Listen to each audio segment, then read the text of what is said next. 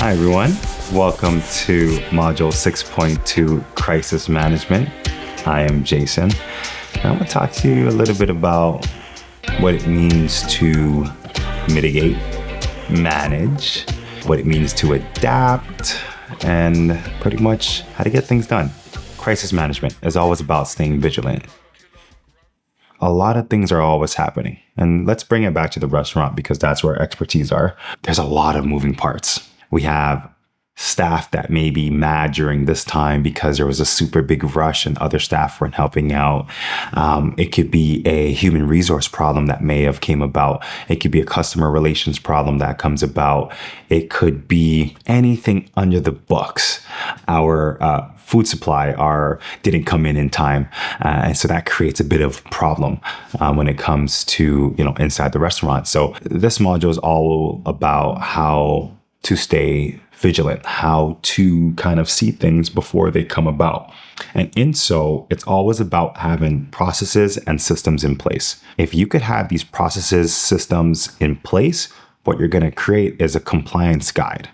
And what that means is that your staff, the restaurant, the people coming in, the customers, they're going to know exactly what it is and what isn't.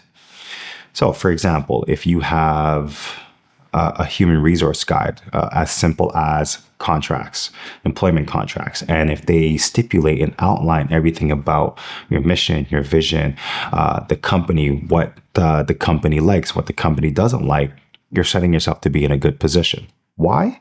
Because now the staff that's coming in are going to comply with the contract. So if they fall outside the outliers, you're able to take action, whether it's letting them go, whether it's telling them, hey, we're going to have to write you up. So there's many different ways of kind of going about that. But the compliancy is exactly everything that you're going to need, especially as a business owner, to make sure that you have your ducks in a row. So after you have your ducks in a row, it sets you up to be able to handle crises that come from different areas. Why? Because if you neglect it, it can turn from a minor issue into a major issue. And that is something that you don't want. Anticipating potential crisis is key for business owners.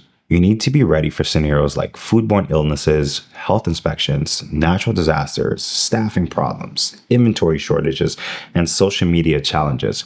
For example, if somebody put a bad comment on your restaurant or your business's Instagram, what is your first response? Having a crisis management approach would tell you that it may not be in your best to really just respond with, oh, that's okay. Don't worry about that. Come if you want.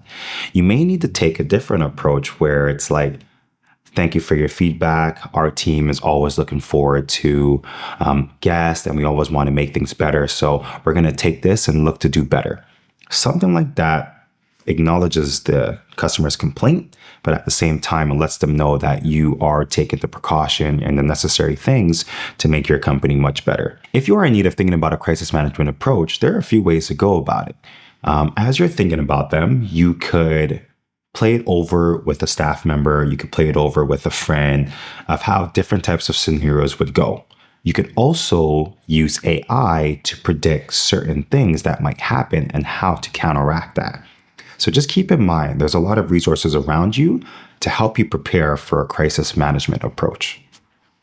To be prepared is to be proactive.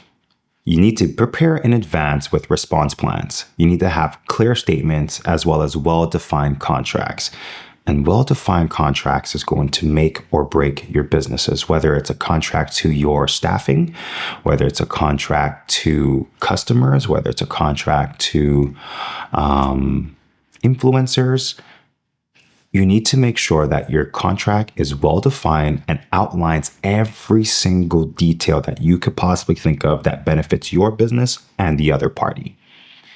It is imperative that you are present and observant to detect early signs of potential issues, such as staff behavior, which could compromise the hygiene or the safety of your business.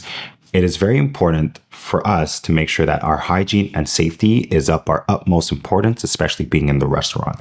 And because we have individuals with longer hair than others, it is so easy for those loose hairs to fall into food, to fall into people's bags, and that could create a problem.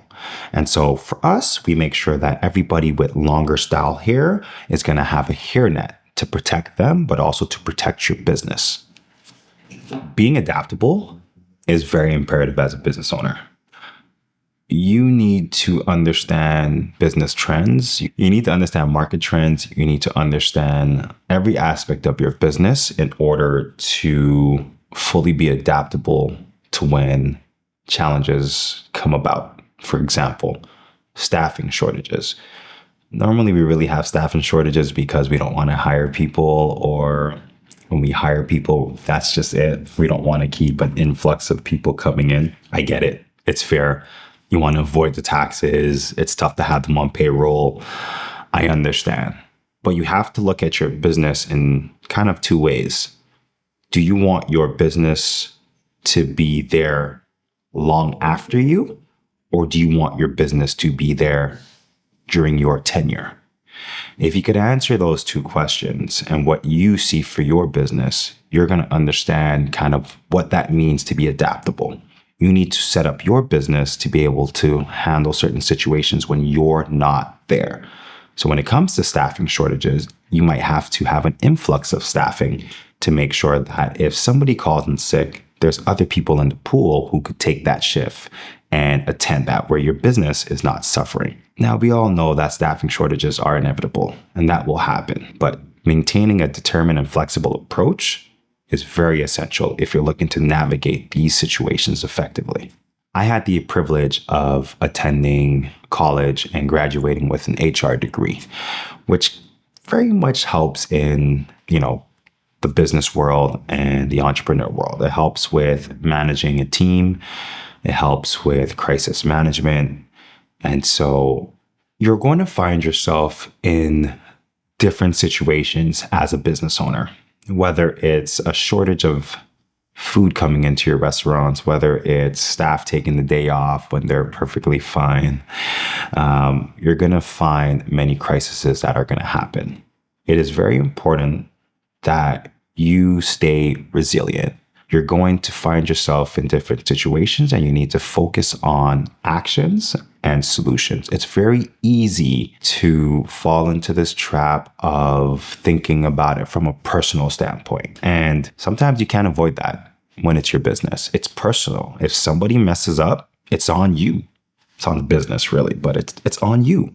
You're the one that's taking the hit for it. If somebody does something to a customer, if somebody does this, if your business is failing here, it's on you and it's personal. And so I like to say you need to take a moment to separate yourself from the business. As you're able to separate yourself from the business, you can think about the business and the business needs in different ways. When certain crisis situations come up that especially has to do with people, you don't have to come from a personal standpoint. That's why you have your compliance in order.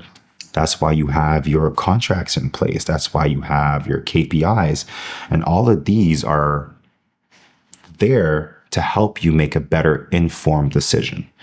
And I think that's one of the best things I could tell somebody is separate yourself. You are not this, and this is not you.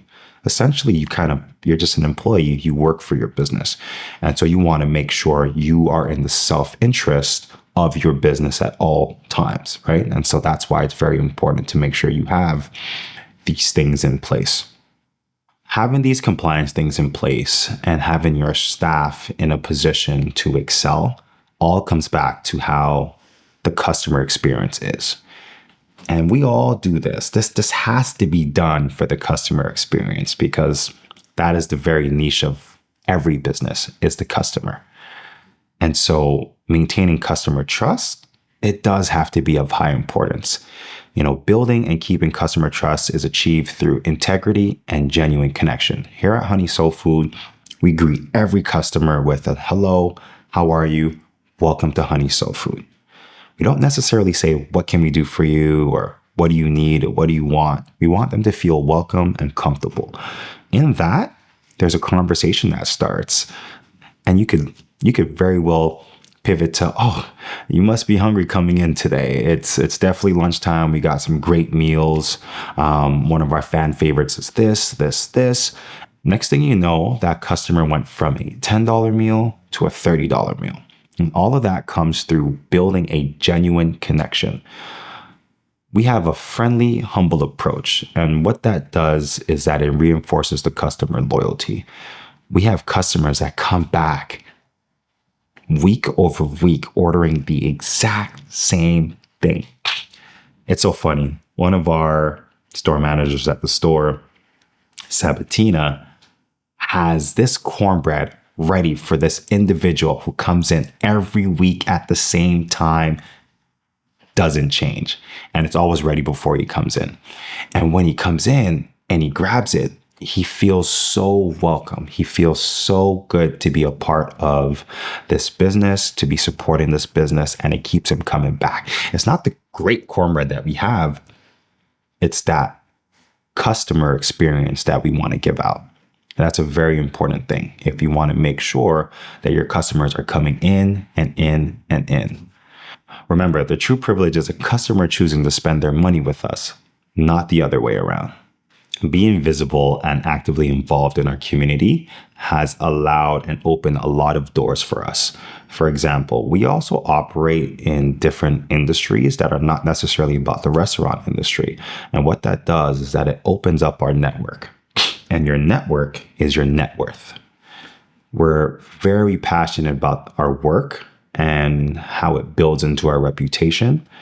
Both inside and outside of our establishment, our brand is front and center. As you see, the Honey logo is everywhere. And we try to be at a lot of different types of events. They may not necessarily have to do with food, but brand representation goes a long way. Somebody might be thinking about catering and they just didn't know your brand. And they see it and they ask you, well, hey, do you do catering? And boom, that could be a client that you've never had before in an industry that you don't even operate in. So it's great not to have that tunnel vision. You know, just for people who are in the restaurant industry, broadening out is going to create more opportunities. And that's where you're going to find where to thrive. That's where you're going to find where your brand is going to thrive in the different networks that you could get yourself into. When it comes to branding as a business owner, it starts with you. It starts with bringing your most authentic self to your work environment. It's not just being good in certain situations. It's relatively being good in all situations. You have to make an authentic commitment to quality and service. If you are coming with an authentic approach, even on a bad day, where you let your client know, hey, I might be having a bad day. I do apologize in advance. That goes a long way. These practices are going to help build a resilient brand as well as prioritize trust, transparency, and customer relationships. It's going to allow you to navigate and recover from crisis with integrity and strength. It's something that you must acknowledge in yourself. If you can, when you can, look to evaluate how your processes are at this current moment. Do you have your ducks in a row? Do you have your vision, your mission statement? Do they apply to your contracts? Do they apply to your policies? Do you have a policy for everything? Are they signed off by your team? Does your staff know about all of these? Your health and safety, your this, your that. Doing your due diligence as a business owner in these situations is going to take your business to the next level. It's going to allow you to be adaptable and handle anything that might come at you as a crisis, or even if it's a good thing, you'll know how to respond to that as well. So keep that in mind.